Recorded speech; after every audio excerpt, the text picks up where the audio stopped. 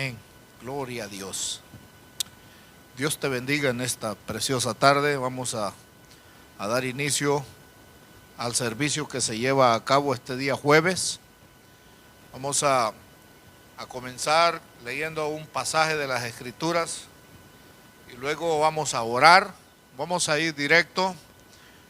Vamos a darle el tiempo después al predicador.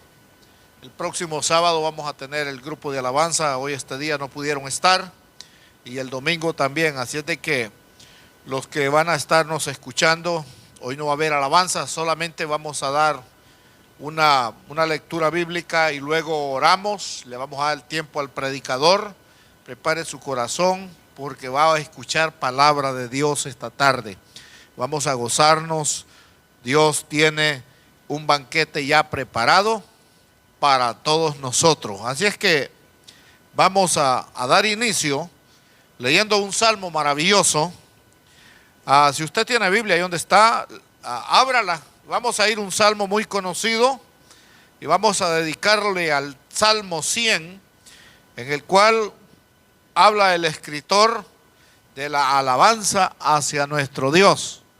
Y vamos a meditar en este salmo, ahí donde nos estás mirando, ¿verdad? Va a ser una bendición para tu vida y para tu corazón, que se relaje, relájate y tranquilo. Dios está preparándote, me está preparando, porque un día que el Señor venga por nosotros, entonces estaremos con Él.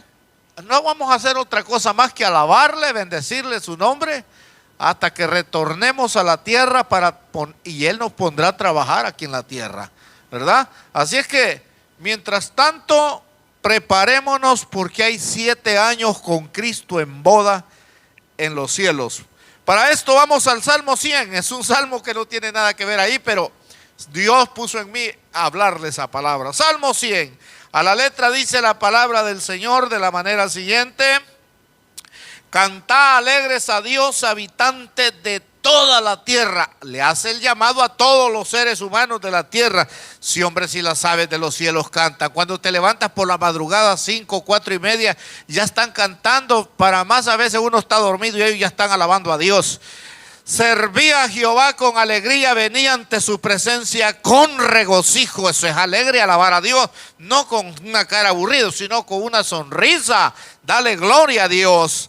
Reconocer que Jehová es Dios, Él nos hizo y no a nosotros mismos. Pueblo suyo somos y ovejas de su prado. Las ovejas hacen caso, hay que hacer caso a la palabra de Dios.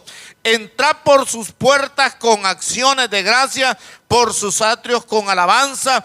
Alabad, bendecid su nombre. Y luego dice el 5, porque Jehová es bueno y para siempre es su misericordia y su verdad por todas las generaciones. Todos alcanzan misericordia, todos alcanzan el favor de Dios.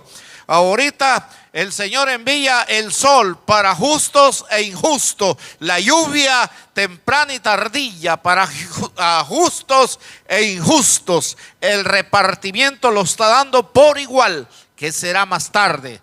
Cuando Cristo se lleva a la iglesia. Hay que pensar un poco, porque el Señor viene por una iglesia y por eso se predica esta palabra, porque Cristo todavía no ha venido, y como Él no ha venido, seguimos llevando la palabra.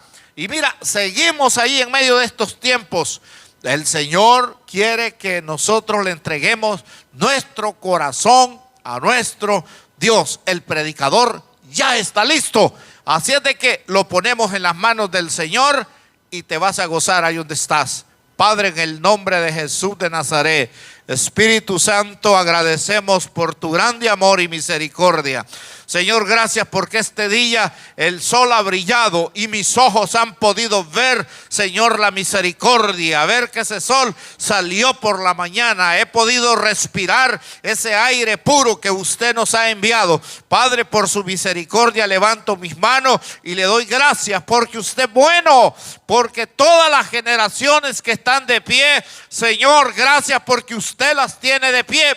Hay cuánta gente mala que no agradece, pero hay mucho pueblo, Señor, que agradece y le da gloria, le da honra, se postran delante de usted, porque usted sí es merecedero de toda honra y de toda gloria. Por eso su palabra nos dice que debemos de doblarnos ante usted.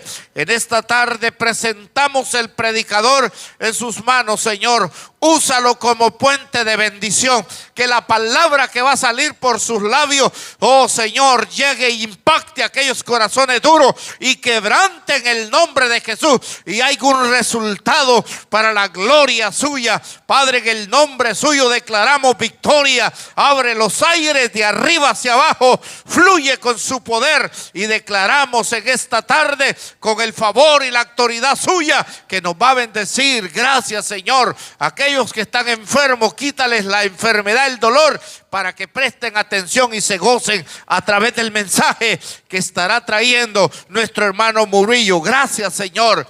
En el nombre de Jesús declaramos bendición con el favor suyo. Aquí estamos, Espíritu Santo. Amén. Amén. Gloria a Dios. Ahí donde te encuentras, ahí quizás en una casita, quizás te sientas como reprimido, pero dale gloria a Dios porque tenés un techo donde vivir. Ahí donde te encuentras en ese apartamento, dale gloria a Dios. Tú tienes el favor de Dios, estás bien de salud. Eso es grande, eso es maravilloso. No hace falta que tengas las grandes comodidades y no tengas a Cristo. Lo más importante es que tenés a Cristo en el corazón. Solamente gózate con la palabra del Señor en esta tarde. Gracias, Dios te bendiga. Entonces dejamos el predicador y recibe la palabra de Dios.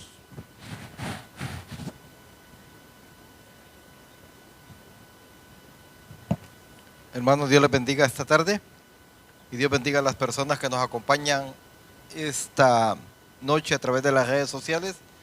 Me gustaría, el tema que voy a estar tratando hoy se llama las señales de la venida de Cristo.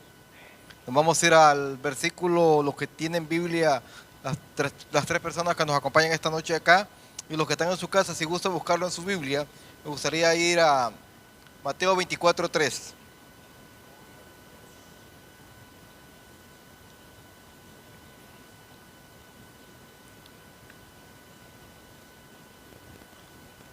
Dice la palabra de Dios, en la segunda parte del versículo dice: dinos cuándo serán estas cosas y qué señal habrá de tu venida y del fin del siglo. O sea, vamos a leerlo nuevamente. Dinos cuándo serán estas cosas, qué señal habrá de tu venida y del fin del siglo. Pueden sentarse los hermanos pastor y hermanos está acá esta noche. Realmente cuando hablamos de los tiempos futuros, yo pienso que la mayoría de gente, aún dentro de las iglesias, hay una expectativa por saber cuándo estará la venida de Cristo. Pero Jesucristo dijo que el día ni la hora nadie sabe, solamente, aún él humanamente hablando, dijo solamente mi Padre que está en los cielos. No es que él no lo supiera, Cristo era Dios, Cristo nunca dejó de ser Dios. Cristo, a pesar de él, era 100% Dios y 100% humano, pero no quiso él no usó su deidad primero para predecir el futuro, tampoco usó su deidad para complacerse a sí mismo. Dice la Biblia que tomó forma de siervo y fue obediente hasta la muerte, dice, y muerte de cruz. Entonces, si usted leyó exactamente el versículo, hay tres cosas que los discípulos le preguntan. Dinos cuándo serán estas cosas, qué señal habrá de tu venida y del fin del siglo. Aquí está hablando de dos cosas completamente diferentes. Cuando hablamos qué señal habrá de tu venida, en el original encontramos el arrebatamiento de la iglesia. Y el fin del siglo es cuando Cristo venga en su segunda venida, cuando dice la Biblia, y todo ojo le verá. Entonces mucha gente ha caído en el error, lamentablemente, de dar fechas específicas para la venida de Cristo. Van a consultar adivinos a través de la Biblia. Mucha gente ha tratado de forzar los textos y han dado fechas específicas. Miller, un predicador americano, en el siglo XIX dio una fecha para la venida de Cristo. Toda la gente vendió sus propiedades y lamentablemente Cristo no vino. Luego Miller dijo, me equivoqué porque supuestamente hay 7 años de gracia, y dio otra fecha, tampoco Cristo vino. Los testigos de Jehová dijeron en 1914 que Cristo había venido, pero lamentablemente todavía estamos viendo señales que enfocan a la venida de Cristo y realmente yo creo que estamos a las puertas de que Cristo venga. Pero hay muchas señales que podemos ver en la Biblia. Primero dice, hay señales en las iglesias. ¿Qué señales en las iglesias? Apostasía en las iglesias. Usted me puede decir que está en la casa o a través de las redes sociales, pueda usted hacerse la pregunta, pero desde el momento que la iglesia fue fundada, también las sectas surgieron. En la iglesia de Éfeso había perdido su primer amor. La iglesia de Pérgamo vivía contaminado con el mundo. La iglesia de Tiatira estaba cansada de sacrificar. La iglesia de la Odisea se había enfriado espiritualmente. Pero déjeme decirle que en los tiempos de hoy, eso ha aumentado considerablemente y nosotros vemos gente que antes predicaba el evangelio puro, realmente se ha desviado completamente de la fe. Por eso Jesucristo les dice en la primera señal, respondiendo Jesús les dijo, mirad que nadie os engañe, porque vendrán muchos en mi nombre diciendo yo soy el Cristo y a muchos engañarán. Quiere decir que si nosotros vamos a la historia de los zapatistas, ellos surgen de las iglesias pentecostales, surgieron ellos, pero se desviaron del camino de la fe. Las personas, el fundador de los Testigos de Jehová, se creó en una iglesia bautista, pero realmente se desviaron de la fe. Y hay cantidad de predicadores en la época, no estamos criticando a nadie, pero tenemos que ser realistas, que los tiempos que vivimos son tiempos peligrosos, y por lo tanto nosotros debemos de estar conscientes de que lo que está predicando en la iglesia es realmente palabra de Dios y no palabra de hombres. Segunda de Pedro 2, 1, 4 nos dice, pero hubo también falsos profetas entre el pueblo, como habrá entre vosotros falsos maestros, que introducirán encubiertamente herejías destructoras, y aún negarán al Señor, que los rescató atrayendo sobre sí mismo destrucción repentina, y muchos seguirán las disoluciones, por causa de los cuales el camino de la verdad será blasfemado, y por avaricia harán mercadería de vosotros con palabras fingidas. O sea, ¿qué quiere decir harán mercadería? En el tiempo de hoy usted ve a través de la televisión, a través de la radio, cómo se venden cosas que realmente no tienen nada que ver con la palabra. Está vendiendo sal del mal muerto, está vendiendo un aceite de la unción, se está predicando pare de sufrir, cuando la Biblia dice en el mundo tendréis aflicción, pero confiad porque yo he vencido al mundo. O sea que la vida cristiana no es fácil, la vida cristiana no la podemos caminar nosotros solos. La vida cristiana la podemos caminar a través del Espíritu Santo. Es el que nos da las fuerzas para poder seguir adelante. En 2 Tesalonicenses 2:3 dice, podemos ver que la Biblia nos advierte que nadie debe engañarnos, porque no vendrá el juicio de Dios sin que antes se manifieste lo que conocemos como apostasía. Jeremías 29:8 dice, porque así ha dicho Jehová de los ejércitos, Dios de Israel, no os engañen vuestros profetas que están en vosotros, ni vuestros adivinos, ni atendáis a los que sueñan sueños. O sea, porque en el tiempo de Jeremías, era tan tremendo en el tiempo de Jeremías, que la gente seguía más a los falsos maestros que a los profetas de Dios. En el tiempo de hoy realmente cuando una iglesia está predicando la verdad, pero a la gente no le gusta oír la verdad. ¿Por qué? Porque la verdad nos confronta a nosotros. Mucha gente en la iglesia quiere escuchar un evangelio donde todo es paz, donde todo es comodidad, donde todo se soluciona con dinero, donde todo lo que hay, no hay que pagar un precio para ser cristiano, simplemente la salvación se ofrece gratuita. Y podemos ver, usted me puede decir, ¿y qué movimientos son esos? Está el movimiento de la nueva era, está la doctrina del pacto, está pare de sufrir, están aquellas personas que tratan de comprar los milagros con el dinero de Dios, cuando realmente los milagros se compran a través de la misericordia de Dios. Y nosotros no podemos orar por alguien y declararlo sano porque hay algo en la Biblia que se llama soberanía de Dios. Y la soberanía de Dios, ¿qué dice? Que Dios sana a quien Él quiere, como Él quiere y cuando Él quiere. Vino un leproso a Él y le dijo a Jesucristo, Él entendió que Dios era soberano. Cuando Él quiere hacer, lo hace, y cuando no Él quiere hacer, no lo hace. Porque la vida cristiana que nosotros vivimos no se trata de emociones, se trata de convicción.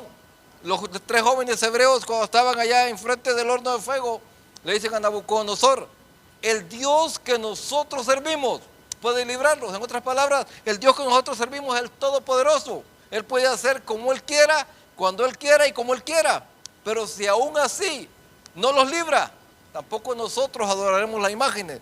¿Qué quiere decir? Que la vida cristiana se trata de convicción, estar seguros en nosotros, en quien hemos creído. Y nosotros como iglesia de Cristo debemos estar seguros que estamos siguiendo al Dios verdadero. ¿Cuál es el Dios verdadero? Aquel que creó los cielos y la tierra, porque está predicando una cantidad de la nueva era. Dice, no importa Dios que adores, lo importante es que adores a un Dios. Pero eso no va con la palabra de Dios, porque la palabra de Dios dice que hay muchos dioses, pero el Dios de dioses se llama Jehová de los ejércitos, ese es su nombre. La segunda señal que Jesucristo dio y dijo, y oiréis de guerras y rumores de guerras. Mirad que no os turbéis, porque es necesario que todo esto acontezca, pero aún no es el fin, porque se levantará nación contra nación y reino contra reino, y habrá pestes y hambres y terremotos en diferentes lugares. Hay gente que estudia la historia y le gusta estudiar lo que son las guerras que han habido en todo el mundo.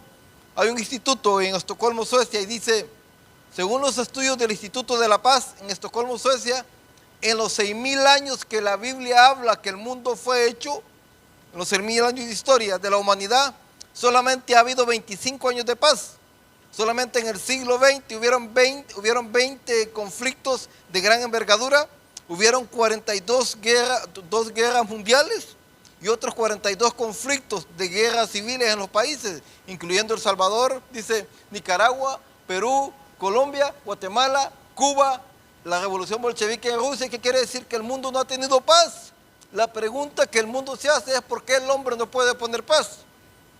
Cuando las Naciones Unidas se crearon para poner paz en el mundo, pero las Naciones Unidas se vieron en la encrucijada en el año 90, cuando tuvieron que declararle la guerra al régimen de Saddam Hussein por haber invadido Kuwait. Las Naciones Unidas se crearon para hacer paz, pero ellas mismas hablaron de guerra. ¿Por qué? Porque la Biblia dice que nadie puede dar lo que no tiene, y para nosotros dar lo que tenemos que tener paz en nuestro corazón, y para tener paz en nuestro corazón tenemos que tener al príncipe de paz, que un día dijo, mi paz os dejo, mi paz os doy, no como el mundo la da, yo os la doy. O sea, y si nosotros vemos la historia del pueblo de Israel, se han hecho cantidades de pactos con otros países. ¿Para qué? Un pacto de no agresión, pero realmente el hombre ha confiado en los pactos de no agresión, pero realmente el pueblo de Israel todos los pactos se han rotos. Para la Segunda Guerra Mundial, Hitler y Rusia firmaron un pacto de no agresión, pero lamentablemente 2 años más tarde Hitler estaba invadiendo Stalingrado en Rusia, donde murieron casi 20 millones de personas, porque el hombre no puede dar lo que no tiene. Cuando nosotros hablamos de paz, es porque tenemos paz en nuestro corazón, porque el príncipe de paz mora en nuestros corazones, y por lo tanto, en medio de la tribulación, en medio de las pruebas, en medio de las luchas, podemos tener paz. No solamente una paz interior, una paz vertical con Dios. Pero cuando nosotros decimos yo tengo una paz vertical con Dios, ¿qué quiere decir? Que también tengo una paz horizontal, porque esa paz horizontal me permite, esa paz vertical me permite tener paz en mi corazón, pero a la vez tener paz con el ser humano a quien yo estoy viendo. Por lo tanto, las Naciones Unidas no pueden poner paz en el mundo, pero Cristo sí puede poner paz, porque cuando Él venga, Él va a establecer una paz mundial, y una paz, no una paz, muchos países tienen paz, porque los gobiernos imponen paz. Cuando hubo la paz romana en el tiempo de Cristo, es porque los romanos imponían la paz. Pero Cristo no ha impuesto la paz en nuestro corazón. Cristo nos ha dado paz en nuestra vida. ¿Para qué? Para que no importa lo que venga, nosotros podamos confiar en ese Cristo y podamos decir como aquel Pablo que dijo que nada me apartará del amor de Cristo, ni hambre, tribulación, persecución, nada, absolutamente nada, porque él estaba confiado y tenía paz y sabía de dónde iba a parar el día que muriera. La tercera persecución, el tercer punto que voy a tratar, persecución de cristianos. Dice el versículo 9 de Mateo 24, entonces os entregarán a tribulación y os matarán y seréis aborrecidos de todas las gentes por causa de mi nombre. Muchos tropezarán, entonces se entregarán unos a otros y unos a otros se aborrecerán. Usted puede decir, hermano, pero es ilógico que usted esté hablando de persecución de cristianos. Estamos en el siglo XXI. ¿Sabían ustedes que en el siglo XX, cuando se comenzó el siglo de las 20, se conoce como el siglo de las luces? Unos dijeron el siglo de los intelectuales. ¿Por qué? Porque sale el automóvil, salieron muchas máquinas de guerra que no existían antes, salieron una cantidad de inventos del hombre.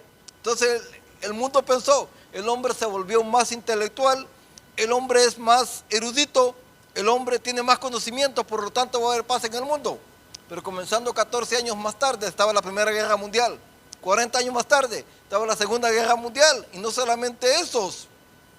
Empezaron a perseguir a través de la cortina en Rusia, cuando gana la revolución bolchevique, comenzó una persecución desmedida de cristianos.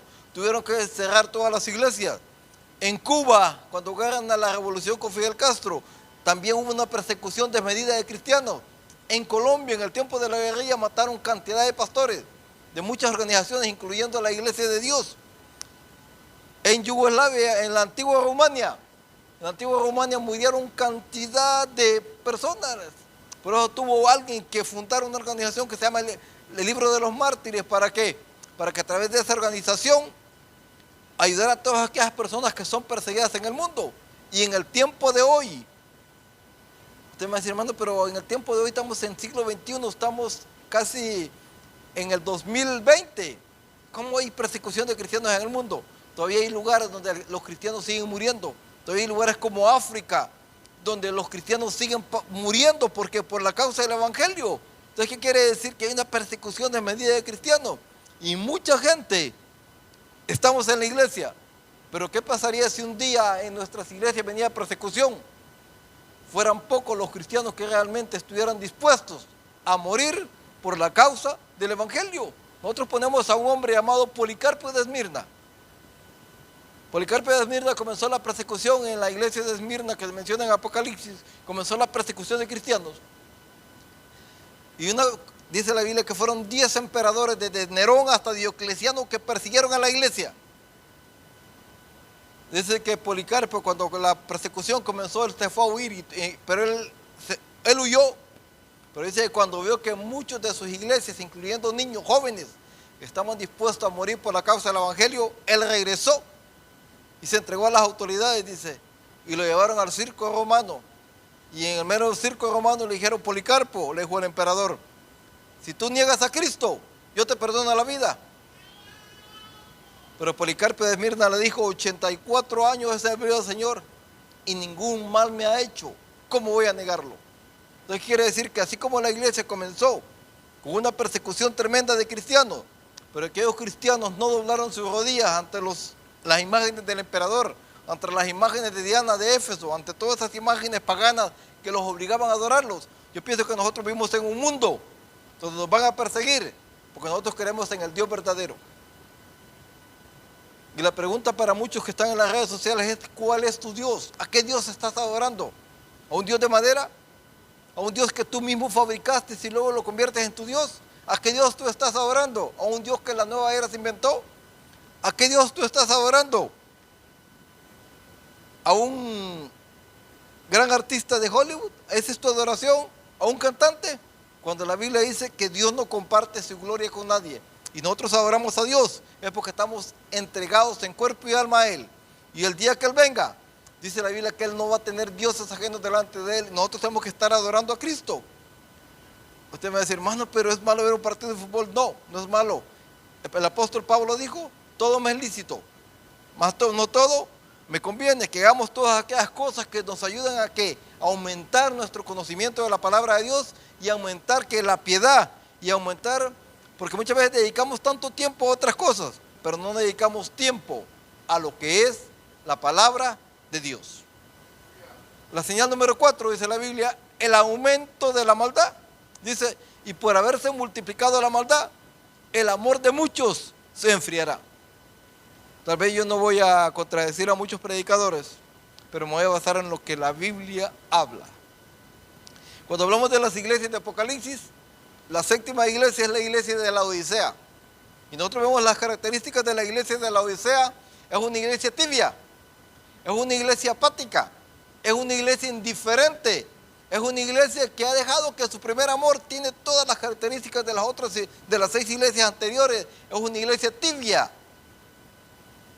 Jesucristo dijo, cuando el Hijo del Hombre venga, hallará fe en la tierra, y también dijo, y por haberse multiplicado la maldad, el amor de muchos se enfriará.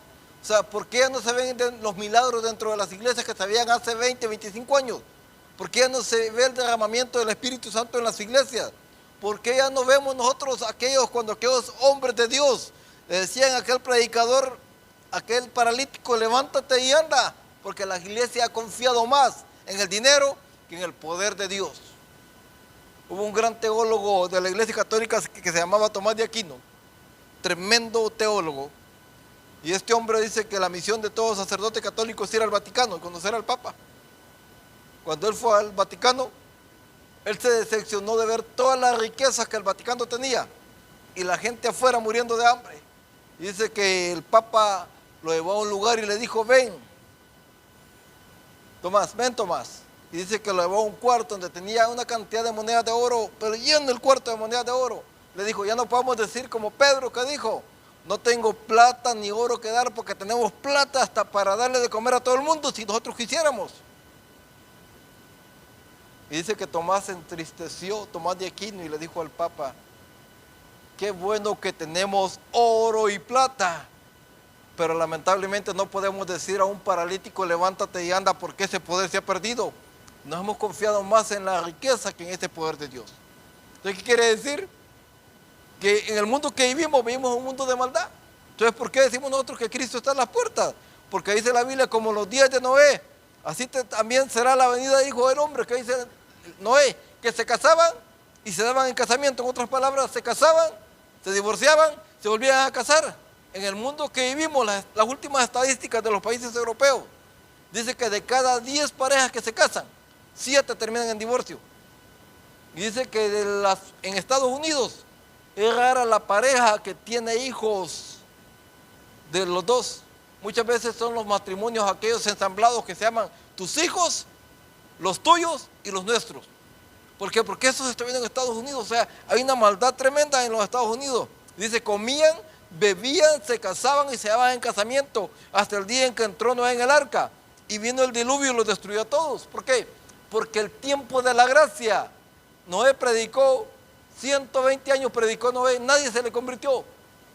Pero dice la Biblia que cuando Dios cierra una puerta, nadie la abre. Y cuando Dios abre una puerta, nadie la puede cerrar. Cuando Dios cerró la puerta del arca, ya nadie la pudo abrir.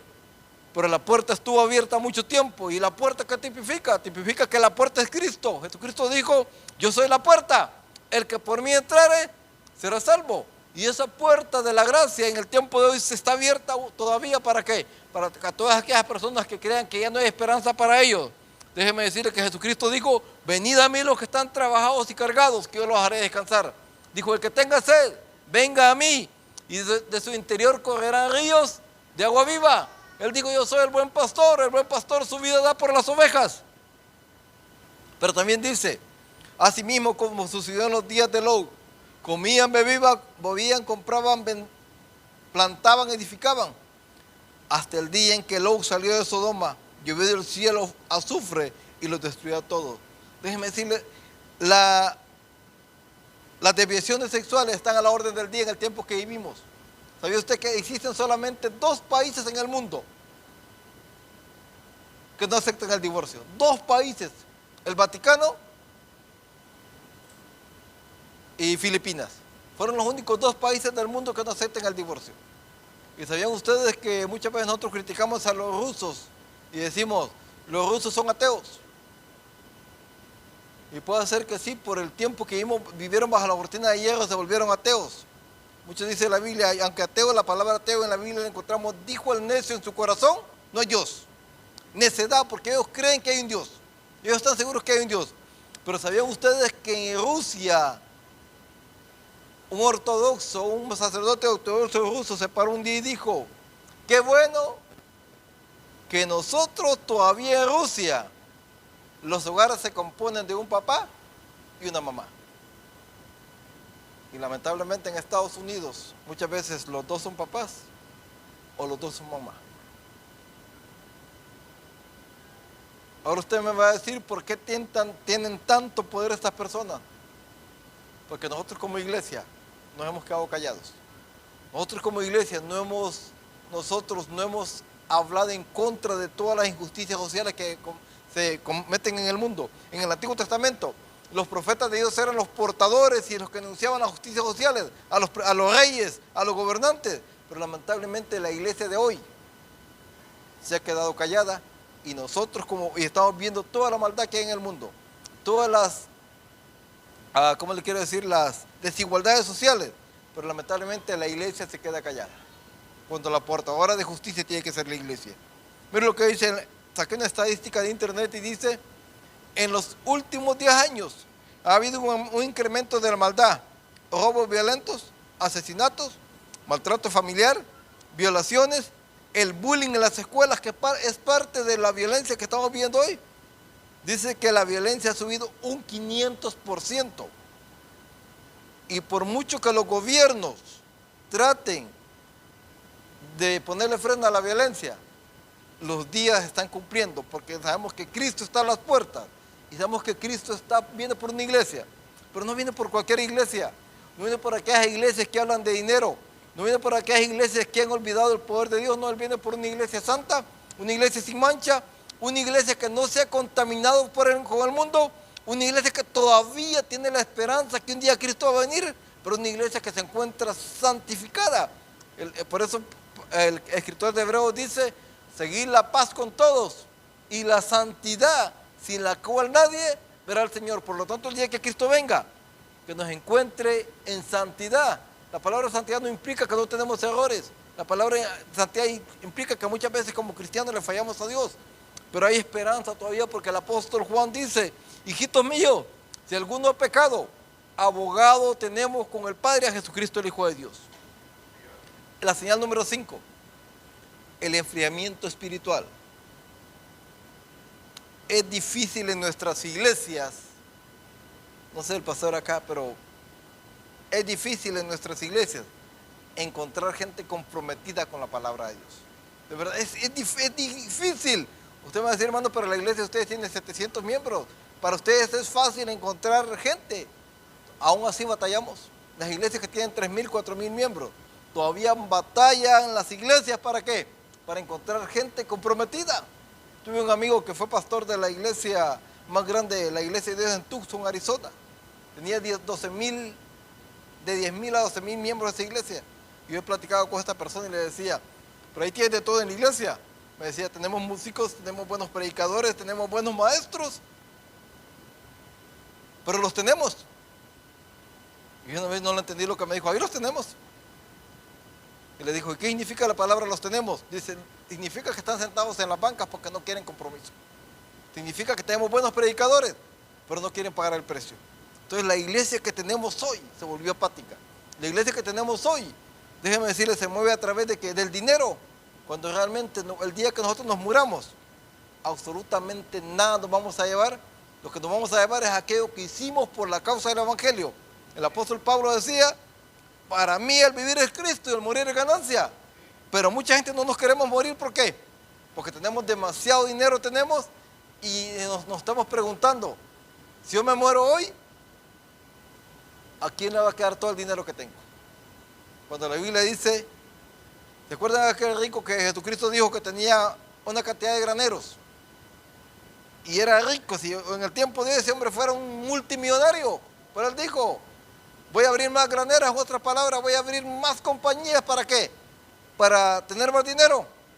Pero Jesucristo dice en la parábola, necio, esta noche vienen a pedir tu alma. Y dice, ¿y qué recompensa? O sea, porque si la salvación se comprara con dinero, los ricos se salvaron. Pero la salvación se compra cuando nosotros venimos ante Cristo humillados, y la Biblia dice, a un corazón contrito y humillado, Dios no lo desprecia. Señal número 6, pestes y hambres. Pestes. Y usted me va a decir, ¿y qué tiene que ver esto con el tiempo de hoy? ¿El coronavirus qué es? Es una peste. ¿Se ven ustedes qué tremendo? En 1820, en 1720 ocurre algo en el mundo, viene lo que se llama la peste negra. En 1820, la pandemia del cólera que mató más de 100,000 personas. En 1920, la gripe española que infectó 500 millones de personas, y se cree que murieron 5 millones de personas en todo el mundo en 1920. En el 2020 tenemos que el coronavirus, que está matando cantidades de gente en el mundo. Tal vez las cantidades que nos dicen a través de las redes, de los medios de comunicación, no es la verdad. Mucha gente dice, es más gente la que está muriendo. Entonces, ¿qué quiere decir? ¿Hay cura para esa enfermedad? Todavía no he encontrado cura. Por muy inteligente que el hombre sea, cuando Dios envíe una plaga, el hombre no va a poder encontrar la cura porque Dios es el único que puede sanar. ¿Y sabían ustedes que muchas veces hay gente que la enfermedad la trae en la mente, que se va a enfermar? Hay gente que todo el tiempo le está diciendo a uno, es bueno que le digan cuídese, pero muchas veces nos volvemos extremistas. Y cuando nosotros sabemos que y voy a decir algo y no quiero ofender a nadie, hay gente que se cubre, se pone una mascarilla, hay gente que se pone un sombrero, hay gente que se pone una cantidad de cosas para cubrirse. Pero yo pienso que muchas veces nos cubrimos con todo eso, pero no nos cubrimos con la sangre de Cristo, que es lo más importante. Cuando estamos cubiertos con la sangre de Cristo, yo pienso que nada ni nada tocará nuestra morada, porque hay una promesa en el Salmo 91. Hambres. ¿Sabían ustedes que el mundo está tambaleando en el día de hoy? Si usted vio las noticias del día de ayer, dice que los alimentos están escaseando en el mundo. En todo el mundo los alimentos están escaseando. Por lo tanto, se cree que después que pase todo esto, el mundo se va a quedar con dos cosas. Una economía totalmente caída en todo el mundo a nivel mundial. Hambre en el mundo, ¿por qué? Porque muchos alimentos, si usted ve las noticias de la Florida, las noticias de California, todos aquellos vegetales que están sacando y tenían contratos con los restaurantes, nadie los quiere, ¿por qué? Porque no los pueden llevar a los restaurantes, porque los restaurantes no los están comprando, ¿por qué? Porque están perdiendo dinero, por lo tanto toda esa comida se está tirando. Entonces, por lo tanto, va a haber hambre en el mundo. Dice, después de la Primera y Segunda Guerra Mundial, la mayoría de los países padecieron de hambre. Dice, pero si somos realistas, veremos que en Estados Unidos la mayoría de cultivos que se están perdiendo. Y por el cierre de restaurantes, muchas de las verduras se están echando a perder. Por lo cual, después del coronavirus, vamos a encontrar una economía débil, desempleo y, por así decirlo, hambre. Todo esto anuncia que Cristo está a las puertas. O sea, no vamos a poner una fecha establecida cuando Cristo va a venir, pero nosotros estamos seguros que Cristo viene y viene pronto. Y por lo tanto, nosotros como iglesia debemos estar preparados para cuando Cristo venga. Yo con mi hijo soy realista, hay gente que me dice, pero ¿cómo tú le vas a hablar a un niño de 12 años que Cristo viene? Pero ¿sabían ustedes que nuestros niños entienden? Yo a la hora de dormirse siempre le digo a mis hijos, ¿ya oraste para dormirte? Muchas veces me dicen, no. Digo, ora para dormirte, y te portaste mal hoy, pídele perdón a Dios. Por si Cristo viene, tú también te vas con Él. Porque sería triste que nosotros estar en una iglesia, estar predicando, hablando de la venida de Cristo, estar enseñando, estar dando nuestros diezmos, en otras palabras, estar perdiendo el tiempo en la iglesia, pero no estar en santidad. Y Cristo viene y nos quedamos, yo creo que el esfuerzo fue en vano. Por eso el apóstol Pablo decía, si tú no crees que Cristo viene, en vano es vuestra fe. Cuando a Pablo le dijeron, Cristo no va a venir, es mentira. En Corintios, el apóstol Pablo dijo, si solamente esperamos en Cristo, los más miserables de todos los hombres somos. Comamos y bebamos, que mañana moriremos. Pero más adelante en el versículo 55 dice el apóstol Pablo, no, pero en un abrir y cerrar de ojos seremos que transformados. Apocalipsis dice a la final trompeta. Recuerdo que el hermano Samuel una vez me decía, ¿qué significa la final trompeta? ¿Y sabían ustedes que las trompetas eran para reunir al pueblo?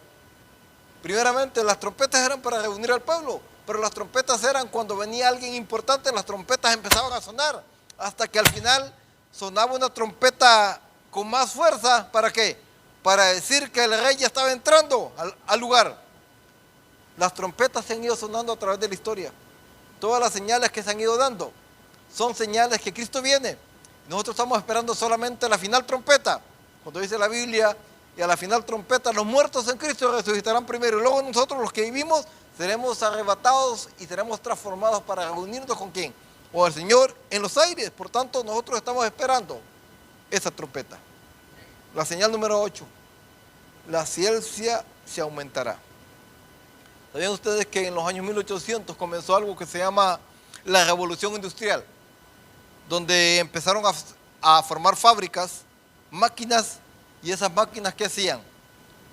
Comenzó alguna revolución porque la gente comenzó a pelear porque esas máquinas le iban a quitar el empleo a miles de personas.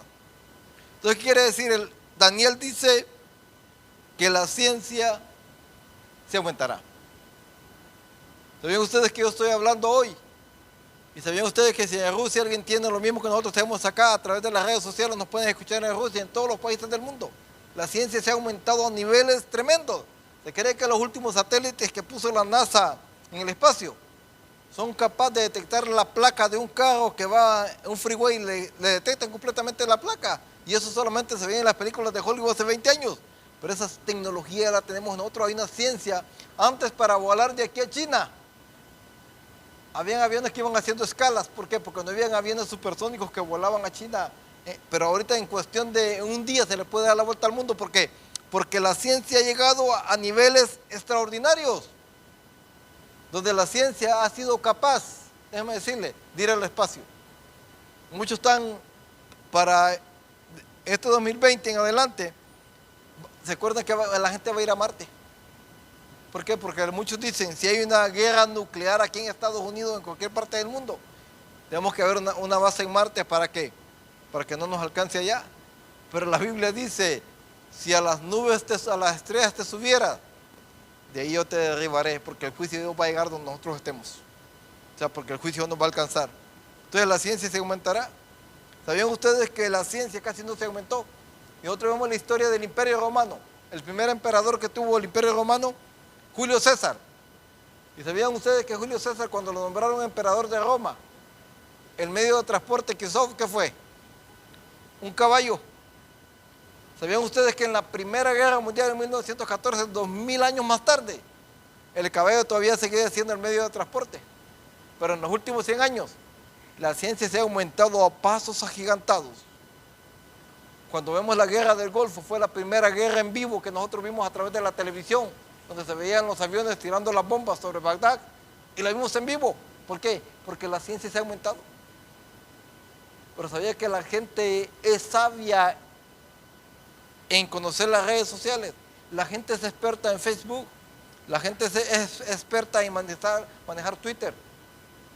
Nuestros hijos son expertos en meterse en las computadoras a buscar juegos, son expertos. Un niño de 5 años ya conoce la tecnología muchas veces mejor que nosotros.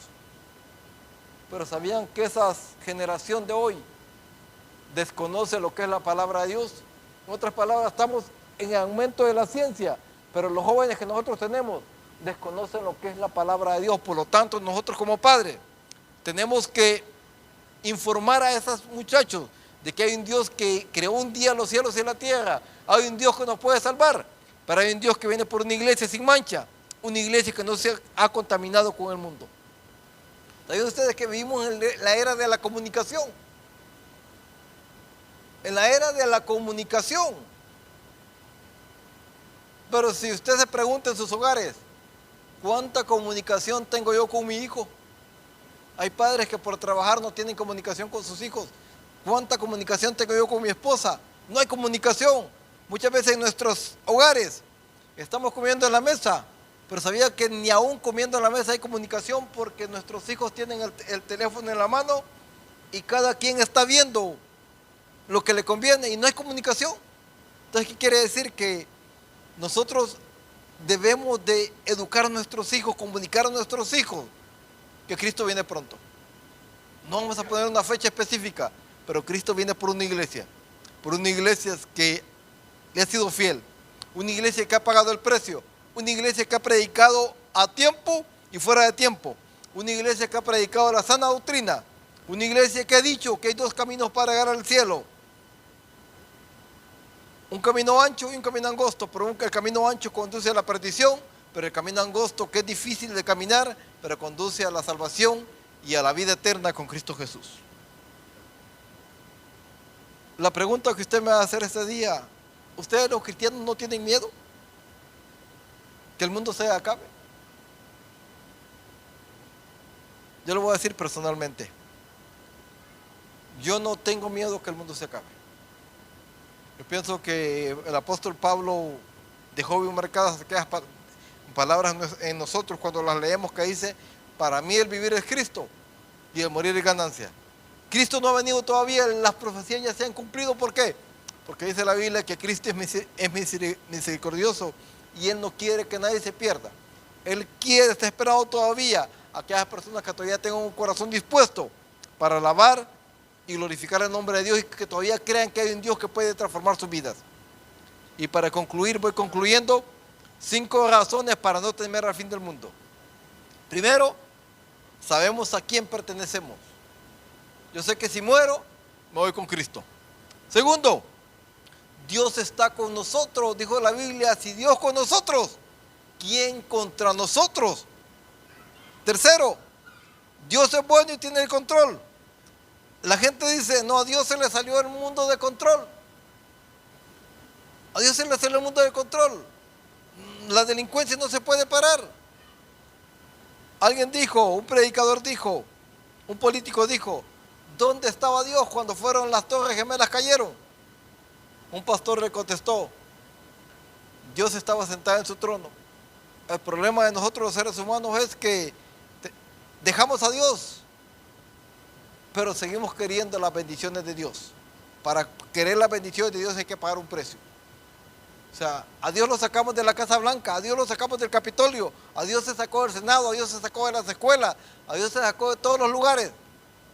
Pero aún así la gente sigue creyendo que Dios todavía va a estar con ellos. En el tiempo de Jeremías, Jeremías lloraba por el pueblo. Pero Dios le dijo a Jeremías, ya no llores por este pueblo me dejó. Dice, me dejaron a mí fuente de agua viva y cavaron para sí cisternas rotas, cisternas que no retienen el agua. En otras palabras, muchas veces la confianza del mundo no está puesta en Dios. La confianza de Dios está puesta en la tecnología, en el dinero, en lo que posee. Cuando no se dan cuenta que del día a la noche podemos perder todo lo que tenemos, pero lo que llevamos aquí adentro, a Dios no lo podemos perder, porque Él todavía sigue morando en nuestros corazones. Sabemos quién es el vencedor. Nosotros sabemos que del lado del cual estamos, Cristo es el vencedor. Conocemos nuestro destino final. O sea, en otras palabras, nosotros sabemos dónde vamos a pasar la eternidad. Se cuenta la historia de un payasito que hacía reír al rey Jaime de Inglaterra, lo hacía reír. Y muchos tenían al payaso por tonto. Y un día el rey Jaime le dijo, mira, toma esta varita es mágica. Ve por todo el reino. Y si encuentras una persona que sea más tontita que tú, se la regalas. El payaso se fue por todo el reino. Pasó el tiempo. El rey Jaime enfermó. Estaba a punto de morir cuando el payaso regresó. Pero todavía traía la varita. Y el rey le dijo, te he extrañado, ¿por qué he extrañado que me hagas reír aquí en la corte? Y le dice, pero estoy a punto de partir a un lugar donde ya no hay regreso. Y el payaso le dijo, ¿a dónde va usted? Dijo, no te puedo decir a dónde voy, el rey estaba a punto de morir. Estoy a un viaje donde no voy a poder regresar. Y el payaso le hizo una pregunta, mi rey, ¿usted está preparado para ese viaje? Y el rey se quedó callado. Entonces el payasito le dijo, yo creo que la vara sí le pertenece a usted. Pero cuando nosotros hacemos un viaje, nosotros nos preparamos. Pero yo pienso que el viaje más que nosotros tenemos que estar más preparados es el viaje para la vida eterna, porque ahí define dónde vamos a pasar la eternidad, si en el cielo o en el infierno. Termino con estas palabras. Lucas 21:36, Cristo les dijo a sus discípulos, mas velad en todo tiempo, orando, para que tengáis fuerzas para escapar de todas estas cosas que están por suceder y podáis estar en pie delante del Hijo del Hombre. Que en otras palabras, ¿qué quiero decir? Que nosotros debemos de ser nosotros personas fieles para que cuando Cristo venga nos encuentre haciendo lo que Él nos ha mandado hacer y nos pueda decir, como en la parábola que Él puso, que le dijo al siervo, bien buen siervo fiel, sobre poco has sido fiel, sobre mucho te pondré, entra en el gozo de tu Señor. Pero acordémonos qué le pasó al otro siervo que fue infiel. Dice que lo echaron afuera, donde será el lloro y el crujir de dientes. Yo pienso que he sido breve, pero he tratado de ser conciso, he tratado de ser claro, de que los tiempos que estamos viviendo son tiempos que la Biblia habla de estos tiempos, y por lo tanto lo que nos queda a nosotros es prepararnos para cuando el Hijo del Hombre venga, nosotros estar listos para irnos con Él. Voy a hacer una oración para todas aquellas personas que están en las redes sociales. y le gustaría esta noche decir como dijo un predicador, el que quiere escapar, escapa por tu vida, el que quiere escapar, la puerta es Cristo. Y que esta persona pueda decir, Señor, yo sé que solamente en ti he encontrado salvación. Por lo tanto te pido que entres a mi corazón, perdona mis pecados, ven a ser el rey de mi vida, límpiame, purifícame, como decía David, no importa qué tipo de pecados tenga, perdóname aún por aquellos que yo ni me acuerdo que pequé, pero sabemos que tú eres el Dios de toda misericordia, el Dios de toda gracia, y por lo tanto te invito que vengas a mi corazón, que me limpies, que seas el rey de mi vida, y que el día que tú vengas, yo esté preparado, como dijo el predicador, esté preparado para irme contigo, porque yo no quiero pasar una eternidad en un infierno, quiero pasar una eternidad contigo en la gloria, y ser como aquel ladrón en la cruz que le dijo a Cristo, acuérdate de mí cuando vengas en tu reino. Cristo le contestó, hoy mismo estarás conmigo en el paraíso. Que estas palabras no han cambiado. Cristo todavía sigue con los brazos abiertos esperando que vengas tú a Él. Y dijo Cristo, al que a mí viene, yo no le echo fuera.